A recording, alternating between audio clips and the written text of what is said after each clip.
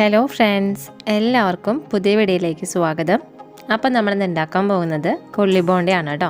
അതിന് വേണ്ടിയിട്ട് ഒരു കൊള്ളി എടുത്ത് വെച്ചിട്ടുണ്ട്. ആദ്യം ഈ കൊള്ളിയുടെ തൊലി കളഞ്ഞതിന് ശേഷം ഇത് ചെറിയ ചെറിയ കഷ്ണങ്ങളായിട്ട് അരിഞ്ഞെടുക്കണം.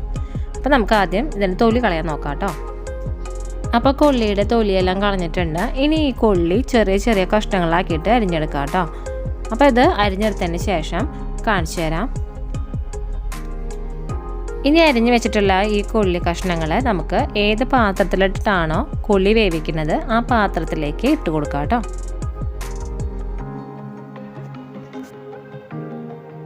ഇതേപോലത്തെ കഷ്ണങ്ങളായിട്ടാണ് ഞാൻ അരിഞ്ഞെടുത്തിട്ടുള്ളത്.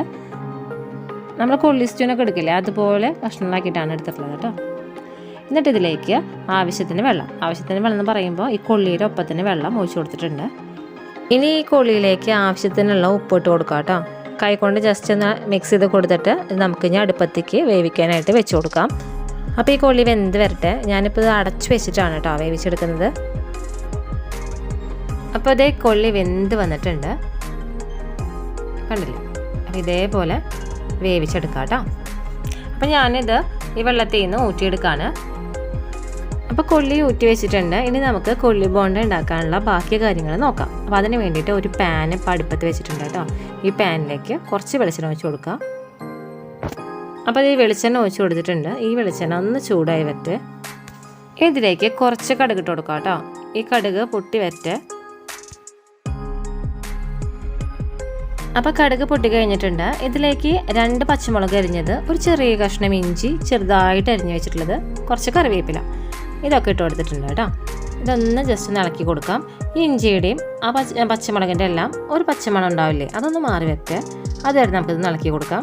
ഒരു 2 മിനിറ്റ് കണ്ടിന്യൂസ്ലി 2 മിനിറ്റ് ഇളക്കി കൊടുത്താൽ മതി. അപ്പോഴേക്കും അതിൻ്റെ പച്ചമണമൊക്കെ മാറും കേട്ടോ.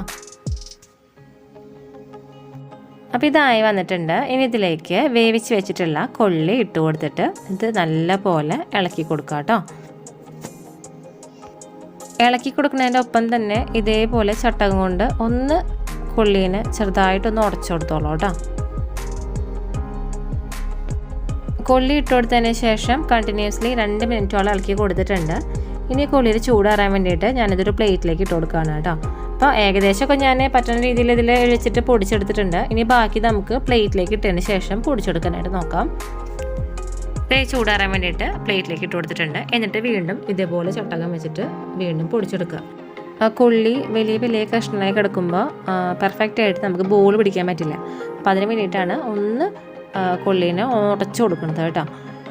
നമ്മൾ ഇതുപോലെ ഒന്ന് ഉടച്ചു കൊടുക്കുമ്പോൾ തന്നെ കൊള്ളിയുടെ ചൂടൊന്നും അറിയിട്ടുണ്ടാവും, എന്നാലും ചൂടുണ്ടാവും. അപ്പോൾ ഇനി ഈ ടൈമിൽ ബോൾ പിടിച്ചു കൊടുക്കാനായിട്ട് നോക്കാം. അപ്പോൾ ചൂട് കയ്യിലേക്ക് ആവാണ്ടിരിക്കാൻ വേണ്ടിയിട്ട് ഒന്ന് കൈ നനച്ചതിന് ശേഷം ഓരോ ബോളുകൾ പിടിക്കാം. അപ്പോൾ ഇങ്ങനെ കൈ നനച്ച് പിടിക്കുമ്പോൾ ഈ കൊള്ളി നമ്മുടെ കയ്യിൽ ഒട്ടി പിടിക്കില്ല. ഇതുപോലെ ബോളുകൾ പിടിച്ചിട്ട് നമുക്ക് ഓരോ ബോൾ പിടിച്ച് ഒരു പ്ലേറ്റിലേക്ക് മാറ്റി വയ്ക്കാം കേട്ടോ.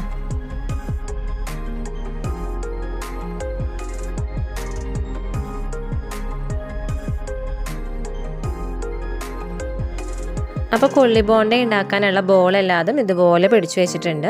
ഇനി നമുക്ക് ഈ കൊള്ളി ബോണ്ട മുക്കിയെടുക്കാനുള്ള മാവ് ഉണ്ടാക്കാനായിട്ട് നോക്കാം. അപ്പോൾ അതിന് വേണ്ടിയിട്ട് ഞാൻ 1 കപ്പ് മൈദപ്പൊടിയാണ് കേട്ടോ ഈ ബൗളിലേക്ക് ഇട്ട് വെച്ചിട്ടുള്ളത്. ഇതിലേക്ക് നമുക്ക് ആവശ്യത്തിനുള്ള ഉപ്പിട്ട് കൊടുക്കാം. എപ്പോഴും ശ്രദ്ധിക്കുക, നമ്മൾ കൊള്ളിയിൽ ഉപ്പിട്ടിട്ടാണ് വേവിച്ചിട്ടുള്ളത്. അപ്പോൾ ഇതിലേക്ക് ഈ പൊടിയിലേക്കുള്ള ഈ മാവിലേക്കുള്ള ഉപ്പ് മാത്രം ഇട്ടാൽ മതി. ഇനി ഈ പൊടിയിലേക്ക് കുറേശ്ശെ വെള്ളം ഒഴിച്ചു കൊടുത്തിട്ട് നമുക്ക് ഈ മാവ് ഉണ്ടാക്കിയെടുക്കാനായിട്ട് നോക്കാം. ഇതിന് വെള്ളത്തിന് പ്രത്യേകിച്ച് കണക്കൊന്നുമില്ല.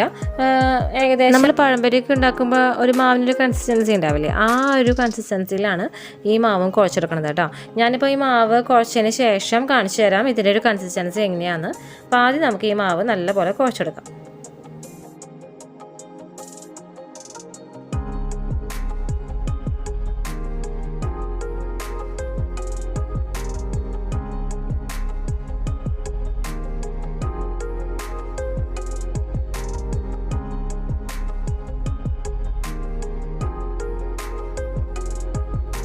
കണ്ടോ, ഇതുപോലെ കിട്ടണം. ഈ ഒരു കൺസിസ്റ്റൻസിയാണ് മാവിന് ഉണ്ടാവേണ്ടത് കേട്ടോ.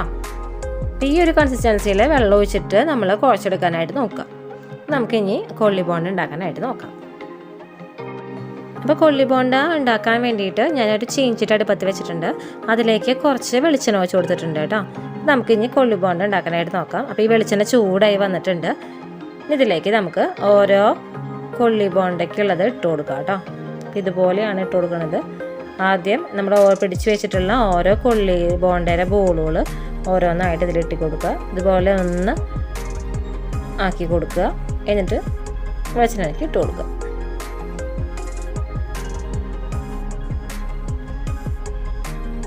വീണ്ടും ഇതേപോലെ കണ്ടിന്യൂസ്ലി ചെയ്യാം കേട്ടോ. ഇതുപോലെ നമുക്ക് എല്ലാ കൊള്ളി ബോണ്ടയും ഉണ്ടാക്കിയെടുക്കാനായിട്ട് നോക്കാം. ഈ കൊള്ളി ബോണ്ടയുടെ ഒരു സൈഡ് ആയി കഴിഞ്ഞാൽ അടുത്ത സൈഡ് ആവാൻ വേണ്ടിയിട്ട് ഒന്ന് മറിച്ചിട്ട് കൊടുക്കുക. പിന്നെ ഇത് പെട്ടെന്ന് ആയി കിട്ടും കേട്ടോ. കാരണം എന്താ വെച്ചാൽ നമ്മൾ കൊള്ളി വേവിച്ചതിന് ശേഷമാണ് ബോൾ പിടിച്ചിട്ട് ഇതുപോലെ ജസ്റ്റ് ഒന്ന് വെളിച്ചെണ്ണയിൽ വറുത്തിട്ട് എടുക്കുകയാണ് ചെയ്യണത്. അപ്പോൾ അത് പെട്ടെന്ന് ആയി കിട്ടും.